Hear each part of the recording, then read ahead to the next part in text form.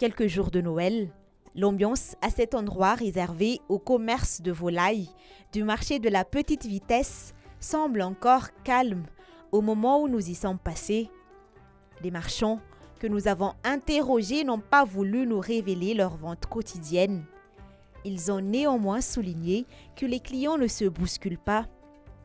Ici pourtant, les vendeurs indiquent ne pas avoir revu leur prix à la hausse à la veille des festivités. 150, votsoloza 750 farangezy, dia ny votsoloza kely 350, dia ny koa farangeza 175, dia ny farankely 75.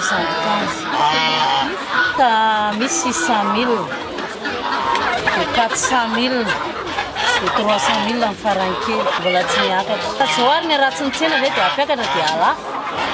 À quelques kilomètres du centre-ville, au rond-point d'Amboui-Chimanzak, les oies, seul type de volaille vendu sur les lieux, étaient encore proposés en dessous des 80 000 ariars pendant la semaine du 11 décembre.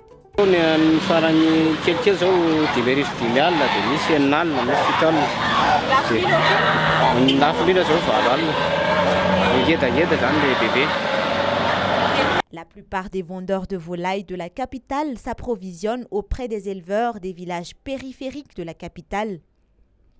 Certains préfèrent toutefois aller trouver leurs marchandises loin d'Antananarivo pour obtenir des coûts nettement plus bas.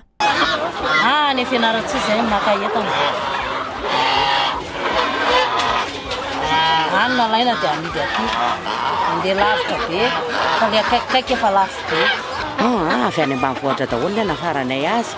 Misy avy any Tanifotsy, misy avy any Fianaratsoa, misy avy any Meritsaatosika. Isaky ny tsena zany misy avy any Alakamisy ny Fianararivo. Ohatry ny mahita azy manka dia Alakamisy ny Fianararivo.